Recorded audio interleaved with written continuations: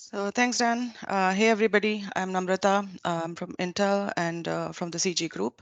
And here we have been working on integrating P4 capabilities into OVS. For that, we submitted our first patches about a couple of weeks back, and I think you guys have already seen those patches in the IPDK IO GitHub. And I'll be going through a little bit of overview of what we've done and go over the code with you all for the OVS with P4 and the container that we have developed, and also a couple of how-tos that we have created for running OVS, building and running OVS. So this is an overview of what we have in OVS. This is the link to the IPDK IO OVS GitHub. We work on branch OVS with P4. So this OVS repo is a fork of the mainstream Open vSwitch repository. We have forked it off 2.16 branch, which is kind of latest. So here, if you see the original OVS, the blue box are what exists currently, and the new ones are what we have added in the OVS with P4 branch. So here we already had OF Proto, which talks OpenFlow with the OpenFlow controllers. And then we have a couple of DPIFs that integrate with the data planes, like OpenVSwitch.ko, which is the kernel data plane that OVS ships with. And also we can offload certain flows, the caches into the NIC. So here what we've done is we have created, so parallel to OF Proto, you will see a P4 Proto directory. And this is what we have created here to support the P4 capabilities and add the P4Runtime and OpenConfig capabilities into the OVS. So we have three control planes here. So one is P4Runtime and OpenConfig interface. We have used a lot of code from Stratum from here, which already provides these two capabilities. So we bring up the server and everything, the P4 runtime server and the GNMI and the gRPC in the P4 Proto. And from here, we use the target API, which we have also open sourced. So this is the target API interface, which is the P4 DPTK target in P4 Lang that we have open sourced to offload to the P4 DPTK target. So this interface can be replaced by another target interface, and you can offload the P4 flows into either a P4 eBPF, which Orange is currently working on, or on P4 NICs. P4 capable NICs. So the first control plane is the P4 runtime and OpenConfig. And then we have another control plane which is coming from the kernel, which is still in development. I will not go through the code for this one, and we can maybe take it up in March when we are done with it. But the kernel control plane is basically taking all the configurations from the kernel, and it's populating in the P4 Proto, the target API SDE, from using SwitchLink, SwitchSci, and Switch API repo. So you'll see an open source GitHub for SwitchLink. We have not used that. We've used the barefoot version of it, which contains the SwitchSci and Switch API to integrate with the target API. So this is the open source for Sci, where we pick the headers from. And then we have some development going on for converting some OVS vsctl port adds and other configs into the P4. So a VXLAN config, for example, into P4. So for this, we have the third control plane, which is the OVS itself. And then we have developed some utilities, which is the CLI utilities, which is OVS P4 Kettle, which is used to program the pipeline into the target and also the flows. And we have the GNMI CLI, which we have picked from Stratum. And this programs the OpenConfig virtual devices. OVS P4 Kettle was originally developed by Thomas from Orange, and now he's in ONF. And you can see the original code for this in the P4 OVS GitHub from Orange. But we have taken this code and then enhanced it to add more capabilities. So the data planes we have open sourced for now is P4 DPTK, which is integrated with the DPTK, original DPTK. So it's in the DPTK repo. So these are the components of P4OVS and how we built P4OVS here. So we have the P4 runtime and OpenConfig here at the top, which is taken from Stratum. So Stratum has this concept of BFRT node that they have built as a wrapper for the target, the P4 target API that we call to program the targets. So we use this part for both P4 runtime and BFRT. And then we have the switch link SI also integrated currently, but it is not completely functional. So this integration has been done, and you can build it using with SI, but the full functionality will be available by March. Your OVS VS Kettle still talks to your OF Proto, and then we have the mapping to the P4. Your Kettle also talks to the P4 Proto, and we have the mapping for the same. Your OVS P4 Kettle and your GNMI CLI will talk to your P4 runtime, gRPC, and GNMI. Here is your DPDK target, which gets built with your P4 DPDK target API that P4 Lang has. It builds with this data plane. So to run OVS, basically, to build OVS, basically, you have to first build the P4 DPDK target API with the DPDK data plane, and then you link this target into your P4 OVS, your OVS with P4 branch. This is how we've done it, and I'll come back to the container when I'm done with the code flow for the first two. So let's go to the code. So here is where we uploaded some information on the patches. This is the IPDK./IO IPDK repo. Here is the IPDK repo, and if you go to the build IPDK container and OVS patches, here is what you'll see the information that we've put up. So we've said that P4 runtime and OpenConfig is what we've integrated, but it requires refactoring, and I'll tell you what. It supports both PS and PNA, so you can offload in both architectures. We provided a simple L3.P4 file that will run the example scenario in the how-to, and I'll go over that.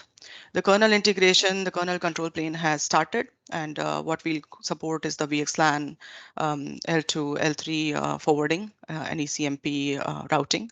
And then we have support coming up for mirrors and counters and meters, etc. So here is the upstream to-do list if you want to refer. This is the OVS code that we have forked from the Open vSwitch 2.16. And this is the OVS with P4 branch. Here is the code. So to begin, as I showed in the picture, we have OF Proto, which talks OpenFlow. And then we have P4 Proto here that we have developed. You can see there are two submodules. There's a P4 runtime submodule and a Stratum submodule. So a lot of code, as we said, we have pulled from Stratum. And what we are doing is we are using some of the files directly and compiling them with our OVS with P4 directory, the P4 Proto directory. And we have also created a patch for Stratum.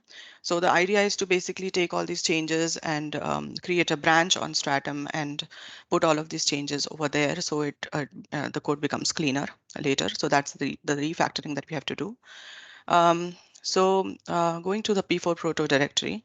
So here, if you see the automake here, so this is how OVS builds the code currently, and we have tried to stick to it as much as possible. Stratum builds using different mechanisms, so we didn't use that here. So this is what it creates: lib p4proto.array, and it compiles it. It links all these directories, the P4 RT directory, and so these are the files. The p4proto.c is the main file that we start with, and then it links into the switch link, and also this P4RT.la is created in the P4RT directory, and then the BF interface, which is the target API, into this directory. So if we go back and see the p4proto.c file here, so basically here is where we start our P4 server. So this is the P4 Proto init. So switch link, as I said, uses this condition with switch link. you will not be able to use this right now as it's not completely done. But if you do this, you will be able to build with the switch link code. And then we have the BFP4 init that is basically initializing your target P4DPTK target data plane. And going to the P4DPTK target data plane, right? I have mentioned that it is the P4lang P4DPTK target. So here is where you can get the code, and this is what you'll have to build to link it with the P4 OVS over here.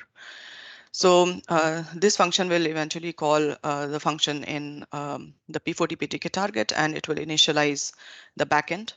And then we create a thread which starts the P4 server. It starts the P4 server and starts listening to the two ports. 9339 is for GNMI OpenConfig, and 9559 is for P4Runtime.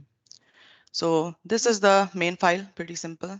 And then if you go to the P4RT directory, here, if you see the automake, so all these files here are originally taken from Stratum and copied into here, and we've made some changes in those files to integrate with the P4DPTK target. It originally integrates with Barefoot BFRT, and that had some differences with our code, with the P4DPTK code, and hence we had to get these changes in this repo and build it as how OVS builds it.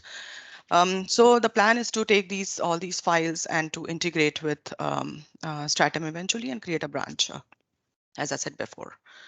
So here you see here there are a lot of pb.cc files. These are generated from the proto files that are already a part of standard, which you can see in the P4 runtime submodule or the GNMI or so here are our proto files. So this error.proto, status.proto. The main one here is the P4 runtime.proto that we are picking from the P4 runtime, repo. This is the specification. And basically this P4 runtime proto is what tells you what the gRPC message will have. So you have a write, which writes into a flow, which creates a flow in the table. And then we have set forwarding pipeline config, which will basically take your P4 file and take all the necessary dependent files that we create for the P4 DPDK target and your DPDK, and create a pipeline into the target. So these are the two things that we have currently used. Our future plan is to do a read and do a dump of all the flows that the target has from this file, and also maybe implement some capabilities. So this is the main file for P4 runtime that we use. And then there is the gnmi.proto that we have used for OpenConfig to create vhost virtual devices. And this basically contains also the messages that go between the OpenConfig server and the client. So your client will send a GET request and a SET request and capabilities and a subscribe request. So your SET request is what we are using to create the vhost ports into the DPDK. So if you see here, all these proto files are basically compiled, and then the .h's and the .c's are created using protobuf. These are protobuf files. And then we have the sources. So the sources are basically all these files are from the Stratum, and we have made changes to these and added our own code to support the P4DPTK target. We go back. So for the P4 runtime functionality, what we've done is, if you see the P4 P4 service.cc, here is where you'll see how we have how the setup, how the service is set up, and the pipeline is basically created.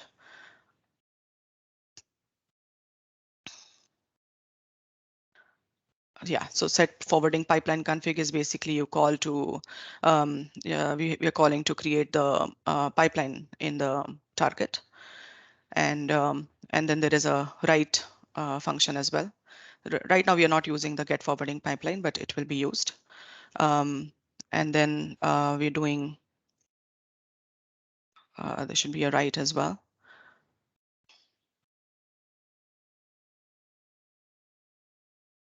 Okay, so the set forwarding pipeline and the write is what we use from this file, and and the P4 service interface. So here is where the P4 server init happens, and the P4 server's listen port is created. So on the 9559 and the 9339 that I mentioned before, and then the server is run, and we're waiting for messages here. So as soon as the messages come in based on which port it is coming from, the callbacks are called. The P4 runtime proto message callback or the GNMI message callbacks are called, and basically the BFRT. Sorry, if you go in here again, if you see the set pipeline config.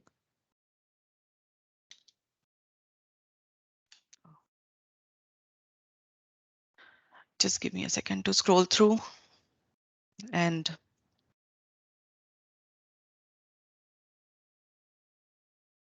yeah, if you see the set pipeline config, here is where basically we call the BF interface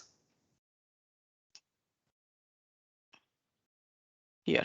So if you see this, the BFRT node, as I said, is the API that Stratum uses to actually call the P4DPTK target, this target code. So this is the wrapper for it. And here is where, when we set forwarding pipeline config, here is where it is called. And same as with the write. I can't find it right now, but it is here somewhere. So write will basically add the flows into the table in a similar format and call the BFRT node and the API that does the write. So this is the P4 runtime interface that we have. These files are used, the pc.in and sim.in are used in OVS to create a library. So this in Automake, I had shown you that there is a library that is .la that is created. So this LA will need those files. This is the format that OVS follows.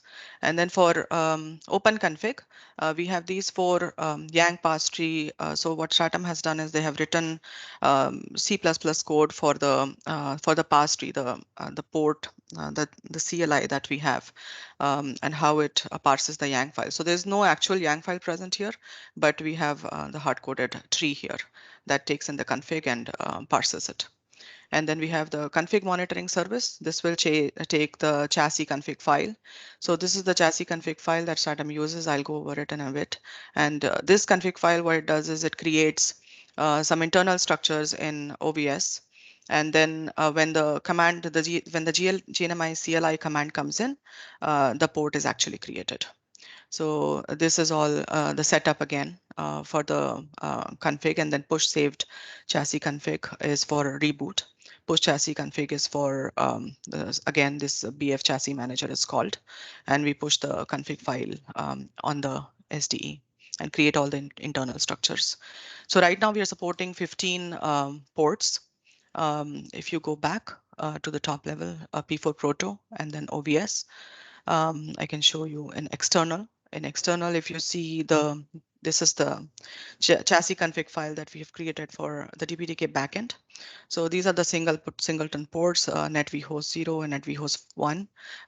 We support 15 ports right now. So this file can be increased if your requirement is more than 15. You can add more ports here. And eventual goal is to do this in a dynamic way, so we don't have to use this file anymore. And when I go over the how to, you'll see how the GNMI command looks like for this. So I also talked about some patches that we've created. So this is the Stratum patch that we use for DPDK. So there were some files in Stratum which had a lot of dependencies, and we didn't want to bring them in because otherwise we would have had to bring a lot of code. So instead we submodule Stratum and we have patched Stratum with some changes. And this will also go in the Stratum OVS branch when we create that, and thus making it cleaner. The patch O1 Tofino is used for the Tofino card. So yeah, it does support Tofino, but the P4 TPTK target for the P4 target API for Tofino is not an open source yet. So you have to go through NDA to access that. And then we have brought in the P4, the proto file that I already showed here for GNMI. So these are the, sorry. So basically this is what we have here. And then I can show you the So these are the switch link SI APIs that I've talked about. So this is already integrated. You can look at the code. If you look for switch link, if you Google for switch link and look at the code, it's pretty similar. We have removed a lot of object dependencies from SI, but we are evaluating it to put it back to support the SI interface into the OVS with P4. This is the kernel control plane that I talked about. So here, your switch link will basically receive a message from netlink. It will call your switch SI module, which is in between, and uses the public SI.h files, and then that will call the switch API, which actually programs your target. So in the utilities, if you go here, you can see there are two utilities. This GNMI CLI is what we use for OpenConfig. This is the command usage, and this is what we use for configuring the virtual devices. This is taken from Stratum, and then we have OVS P4 kettle.in. This is Python code, and it basically has a support show switch, and then set pipe, get pipe, which we have not implemented yet. So what we work with right now is the set pipe and add entry and delete entry. We are going to support the dump entries, and there is action selector support that's coming in, plus counter and meter support that we're planning to do as well. So you can go over this file for these command lines. So this is what I have for the OVS with P4. Now I'll go through the how-to, which will touch the script files that we have created to build the OVS with P4. So if you go into this IPDK.io, here is where our main IPDK and the OVS repos are. So OVS contains the OVS with P4 code that I went over, and IPDK is what we have in the build. If you go IPDK container, here is what you'll find a README for the container, how to bring up the container here, and also OVS with P4 how to. So I'll go over this right now. So this is, we've tested it on Fedora 33 and Ubuntu 18, and Ubuntu 20 support is also coming up soon. So there are a lot of dependencies that we have to install here, and we are trying to upgrade those dependencies to the latest versions as well. So the gRPC, glog, and everything will get upgraded. So OVS with P4 is built with the following components that I had mentioned. So this is the OVS with P4, the OVS tree. This is the GitHub for P4 DPTK target, which links in with the DPTK GitHub. So these are the steps that we use to build OVS. So the first step is to build the P4 DPTK target with P4 DPTK, which is linked in, and link it in the OVS with P4 branch. So for that, we need to create some environment variables. So SDE and SDE install is where we use to, where OVS picks up the DPTK files from. So this is the library path that we install. And then we have to build the P4 DPTK target, which has a couple of dependencies. So these are some utility repos that we have to build before we build the P4 DPTK target. So these are the actual commands to build them. And then we finally build the P4 DPTK target. And when we do a make install, it will go and install in your SDE install directory. So then all the files, all the libraries will be available for P4 OVS. So now to build OVS with P4, we have provided a script installed their packages. So if you go in OVS P4, there is, sorry.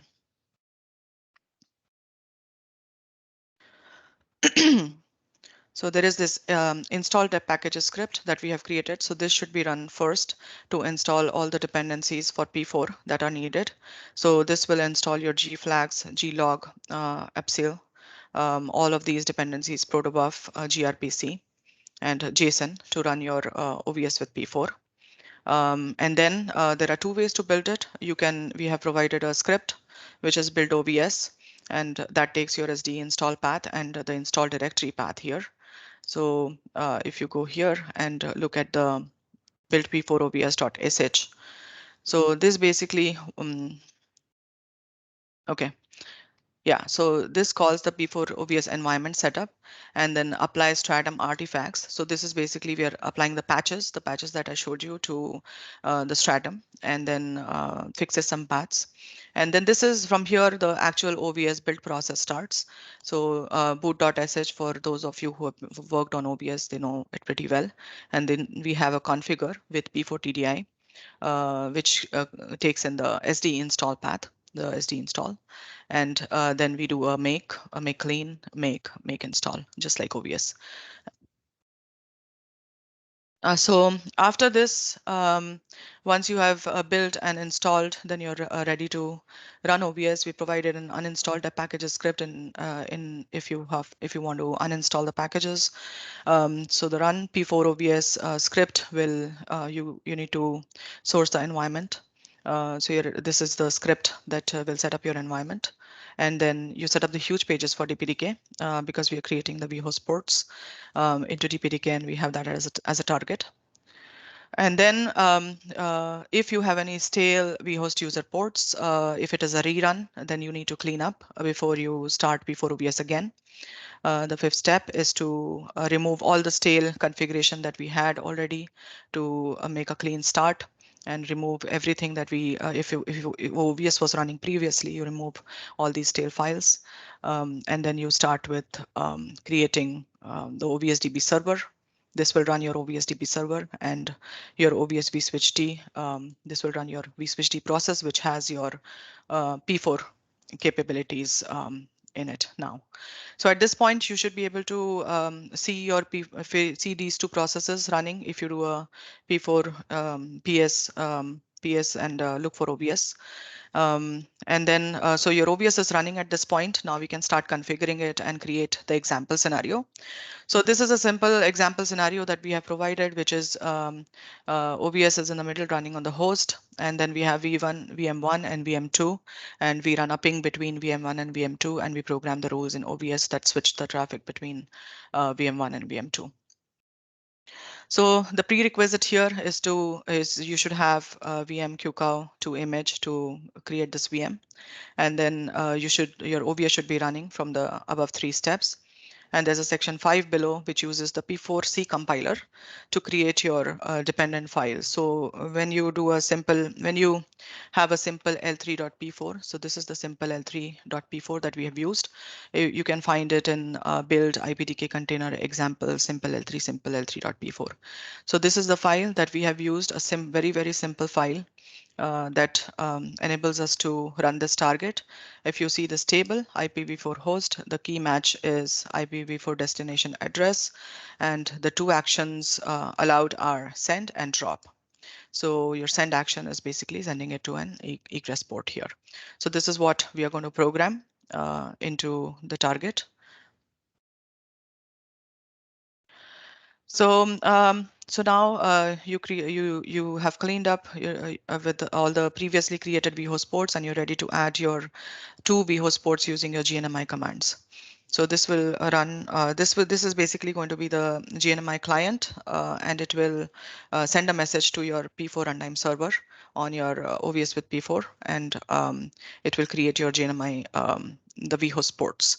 So you create you apply the environment again, and then you do a GNMI set virtual device name vhost 0, net vhost 0, and this is the path that you give where your port is created, and same as with the vhost user 1. So your vhost user 0 is going to be used for VM1, and the vhost user 1 is going to be used for VM2. Now on your host, you can start your VMs now. So your VMs can take this as an input and run your VM. So your both the VMs are running using these commands. And once your VMs are running, you go into the VMs and configure the IPs, and you can either add a static route to VM2. So VM1 now needs to talk to VM2. It needs either a static route or a static ARP. So you can decide which one you want to do. And here we have different subnets. So we have used a route. So you program the VMs with IP addresses, and Then after this, once your VMs are up and your IP addresses are set, you need to start creating your forwarding pipeline and configure your rules into your OVS. So what you do is you do a set pipe here, and your set pipe will take this pb bin file, which is created from the OVS pipeline builder that we have used from Stratum, and then it will take the p4info.txt. So I have said refer section 5 to how to create these input files. We can quickly go check. So this is your section 5 here. This P4C is again a public repo, and you can use it to create these files. So this is your output directory, the pipe directory here, and this will output your p4info.txt and the bfrt.json.txt and the context.json. So these two files are basically needed for your P4 DPTK target, and this is the input file here that we are taking in to create all these files.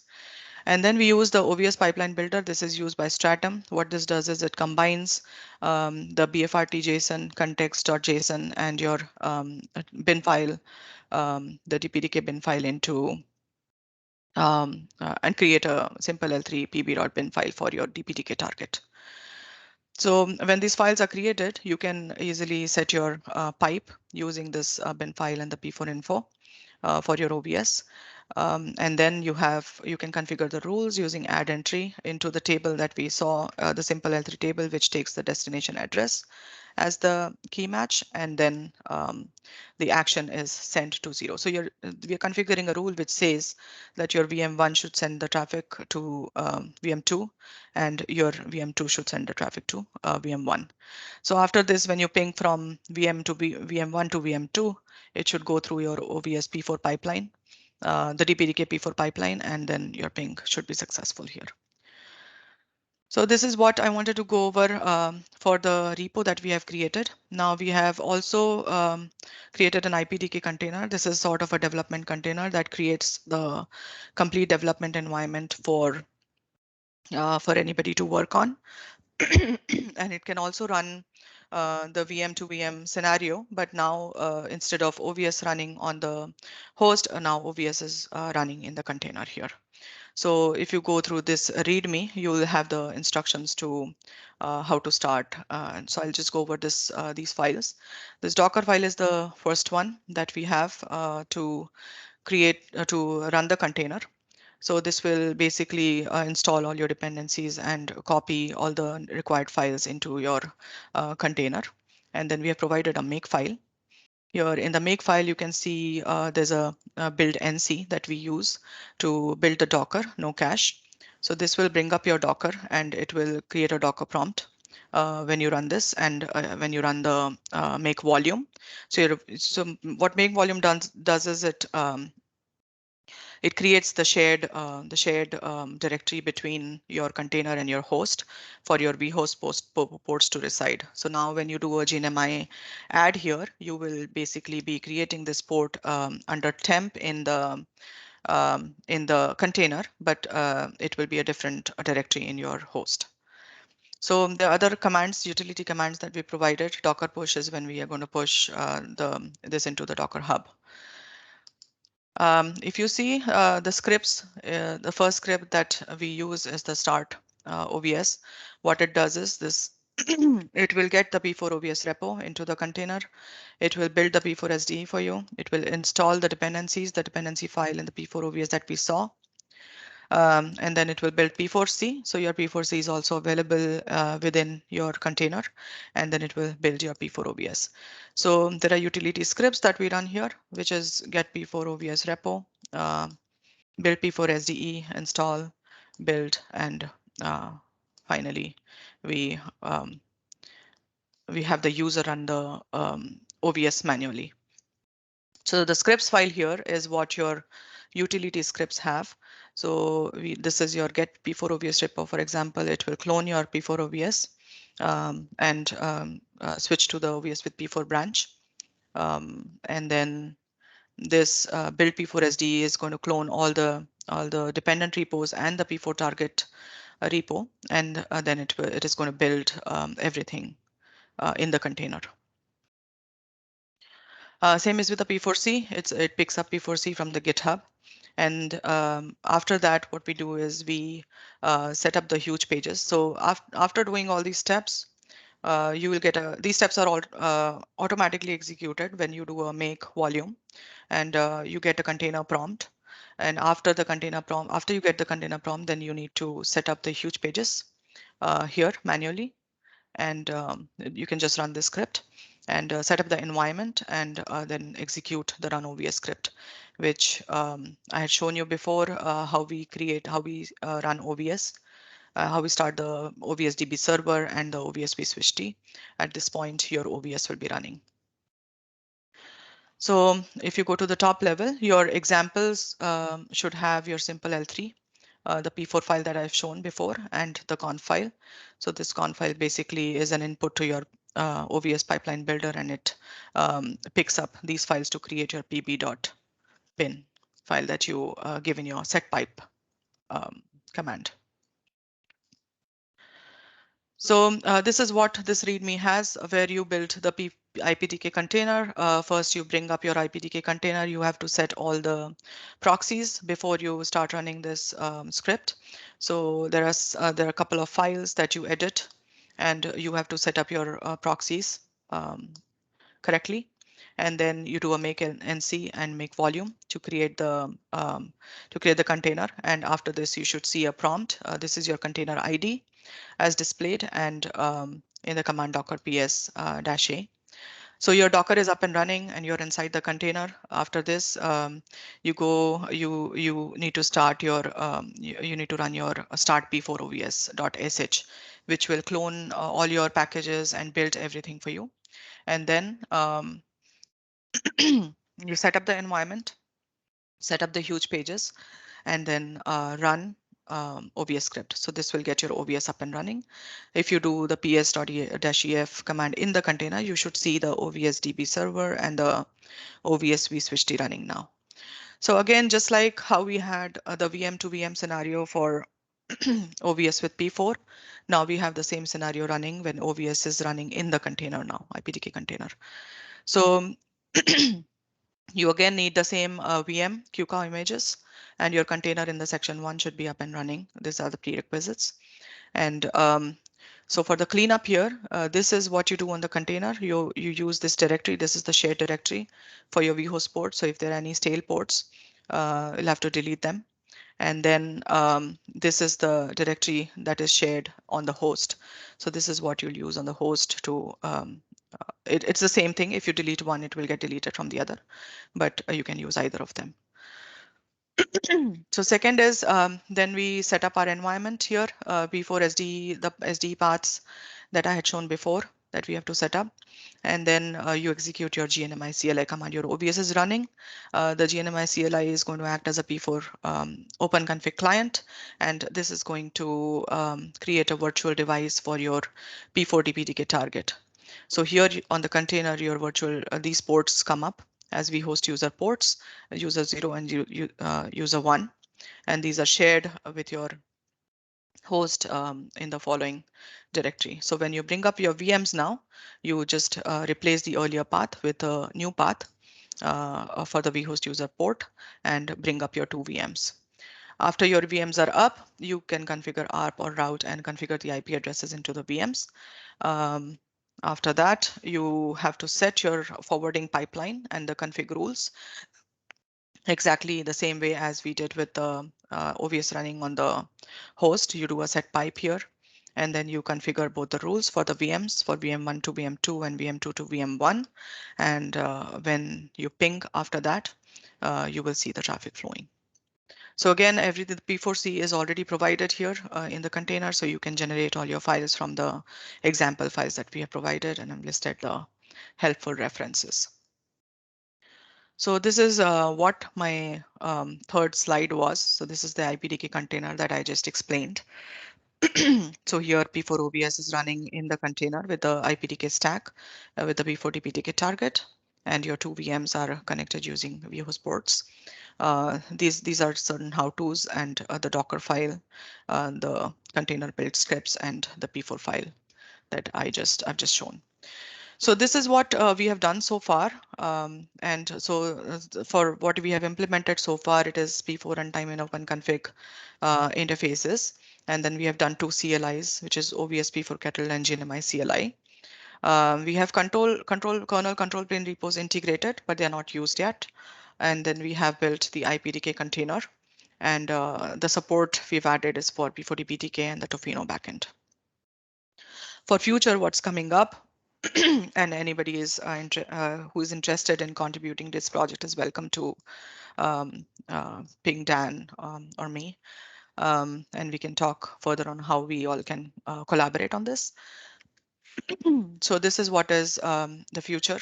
We are going to add this kernel control plane and enable Linux networking.p4, and we are going to enable VXLAN through kernel interfaces, L3 forwarding and ECMP. And then we need to add the capability for OVS VS Kettle at port bridge and now hook up the P4 elements into the P4, OVS elements into P4 and have a logical connection between them. Then we have exception control packet processing. So these are only the control packets that are coming up now. This is proactive way of programming. So when we program here, we are expecting all the data packets to find the flows in your target itself and get forwarded, but there'll be control packet flows, which is like ARP or your routing control packets that will come up to OBS, and that need to be handled. And then we have version 2 of P4Runtime and OpenConfig, which will basically role-based support and multiple server support, multiple controller support. All of those we need to implement, and also the dump flows, the P4 Kettle dump flows. And then we have we are going to support we want to support multiple pipelines and stack pipelines. So basically, multiple pipelines is basically you program pipelines from different controllers into your target, and stack pipelines is where you have 2 pipelines sitting one sitting on top of each other, where your lower level pipeline could be the kernel control plane pipeline taking care of your networking, and then the top level pipeline could be your virtual pipeline or the one that is handling your traffic from the VMs, and probably load balancing or anything that VMs want. And then basically the packets are sent between one pipeline to the other pipeline for processing, in this case, in the stack pipeline case. And then we want to support counters, meters, mirrors, and then we want to support other backend target backends here. So yeah, this is all I had.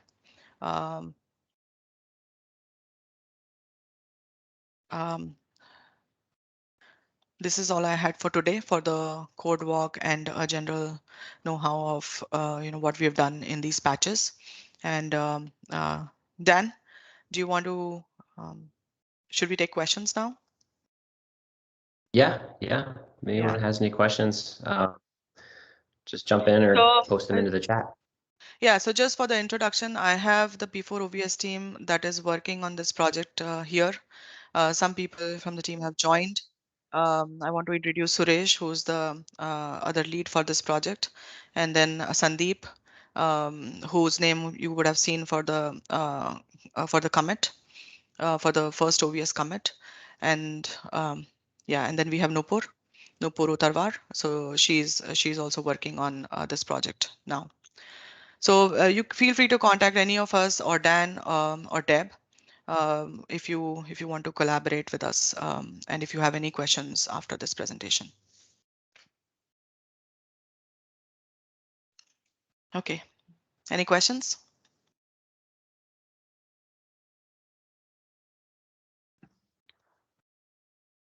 And we're going to have a couple of these different sessions over time. We'll hopefully record them, although my power went out midway through, so hopefully it didn't require me to remain on the whole time.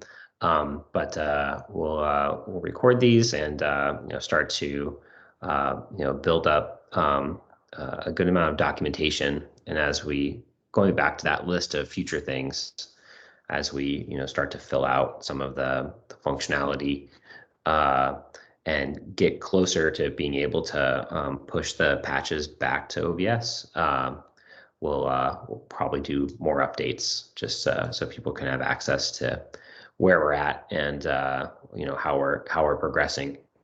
We still have some work to do to be able to have these be patches as part of standard OVS, and so we'll make more progress towards that and keep people updated both on the website and on the Slack, and obviously all the code will be on GitHub. Dan, a few questions. Maybe not so much on the OVS P4, but IPDK in general. Are those questions allowed here in this forum, or they need to be taken offline? Yeah, I think if we don't have any other questions, we can address it here. Yeah, if you have a question. So go ahead and introduce yourself and yeah, fire away. Okay, yeah, my name is Hanapa. I work at ARM. I lead the team that works on open source software in the networking world. The question I have is, you guys mentioned about the container, and you mentioned that it's just for development purpose. Does that mean there would not be a container that's released as part of this process? A container image that's released as part of the release process? Oh, I see. Yeah. Yeah. Our intention is to put the IPDK container on Docker Hub.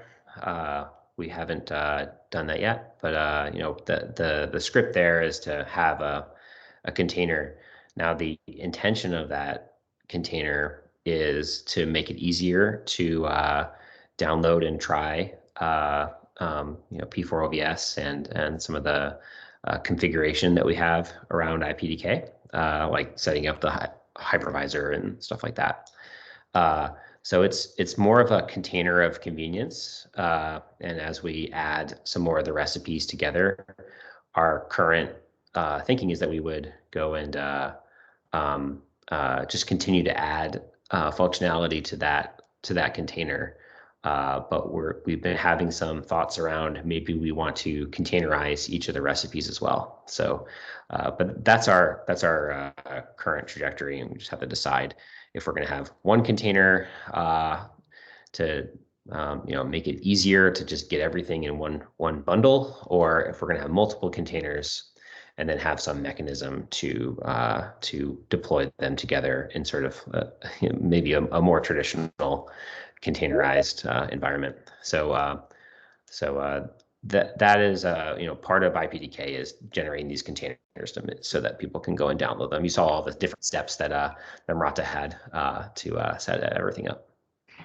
Yes, yeah. So yeah, I think so you're saying that it's more of a ease of use for the developers rather than a deployment strategy. Yes, exactly. Yeah, that's how it is today. Now I think we're sort of kind of going back and forth on if you did want to use containers as a deployment strategy. Could that also be easy to use, and could we work on those together, or have that just be one set of containers instead of having two? So we're having that discussion now, primarily when we start to integrate the.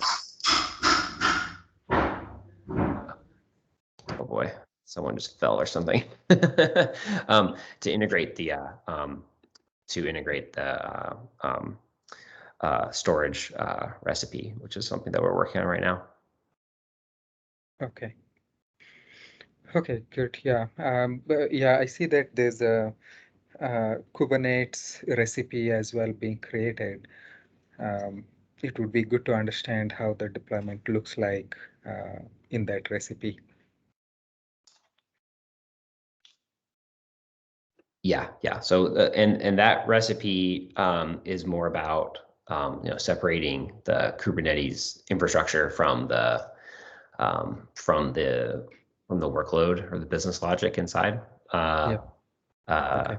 There's probably a totally separate approach for if you wanted to deploy your infrastructure using Kubernetes. If you wanted to have a Kubernetes cluster just for your infrastructure, separate from your business logic, that's definitely something of interest, but that was probably going to be a different topic.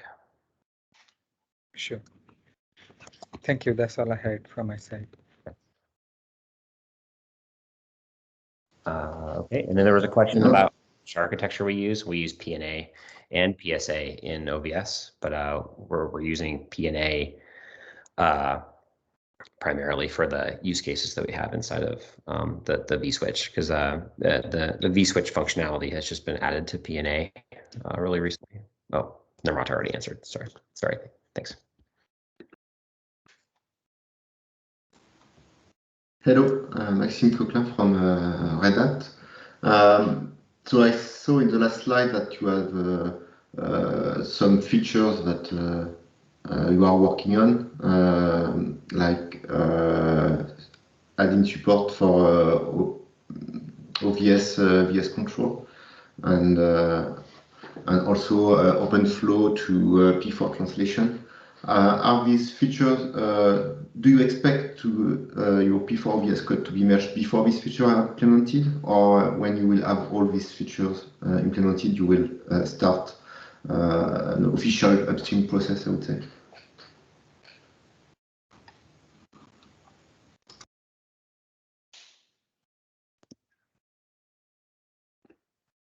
Nirmata, you want to?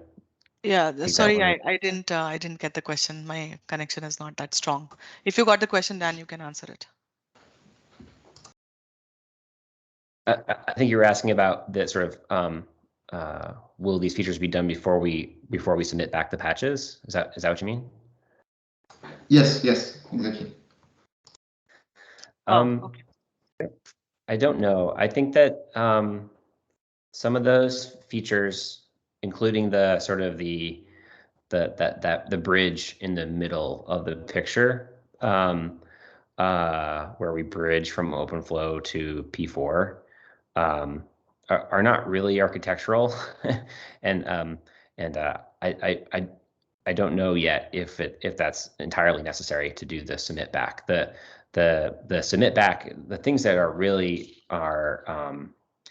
sort of blocking us from submitting it back is that, right now we're using sort of Stratum, the entire, we're just submoduling Stratum, which probably is not reasonable for OVS to do. So we're trying to get to a P4 runtime server, P4 runtime and OpenConfig server module that is a little more manageable. So we don't need the whole kit from Stratum, but it wasn't designed to go and just like grab a piece of it out of there and use it in a different project. So that's one big task that we have to do. And we also really want to get to I think similar to what you were saying, is we want to get to a P4 program that gets to OVS OVN parity, so that you could pop this thing in, and you may have to change your application to use P4 as opposed to OVS to use the P4 pipeline, but at least that would be, in my mind, sort of the minimum bar to be able to submit it back, so that we didn't you didn't lose too much by switching to P4 in terms of compatibility, but I'm not sure if we'll wait to get a fully functioning OpenFlow to P4 converter, because you can always still use the OpenFlow from original OVS, and so that will remain fully functional, and so and when you start to do that conversion from OpenFlow to P4, you start to lose some of the benefits. So, but we do minimize the patch set to make it smaller, so it doesn't feel like it's a grafting of two projects together, and then we also want to get closer to functional parity, like you're saying.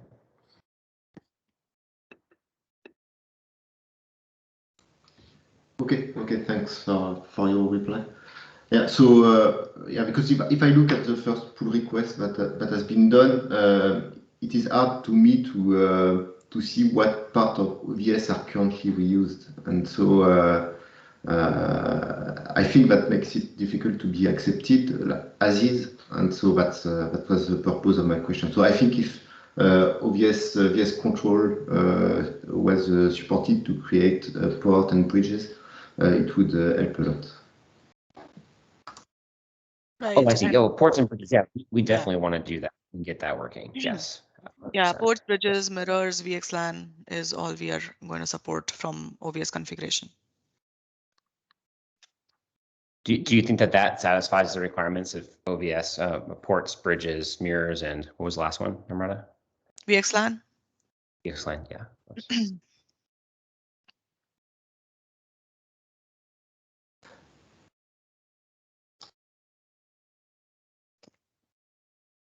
Maxim, are you still there? Yeah. Yes. And yeah, last question is the GNMI tool will still be part of the solution when this feature will be implemented? Or, Yeah, for so, example, yes, so we will build something that can go into OVS. This was a quick pick for the support that we needed to run the end-to-end scenario, but we do definitely want to convert it to something like OVS P4 Kettle. okay, thank you.